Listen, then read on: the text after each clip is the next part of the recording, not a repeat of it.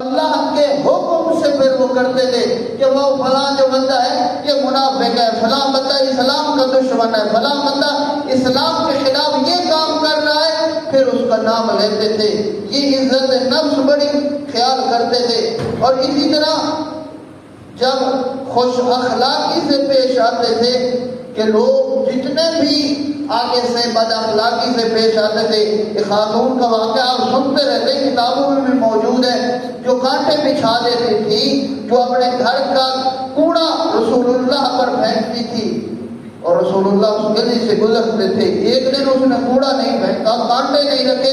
رسول اللہ نے سوال کیا اتنے دن سے وہ ایک خاتون نہیں کر رہی، تو اصحاب نے بتایا یا رسول اللہ وہ خاتون بیمار ہو گئی ہے۔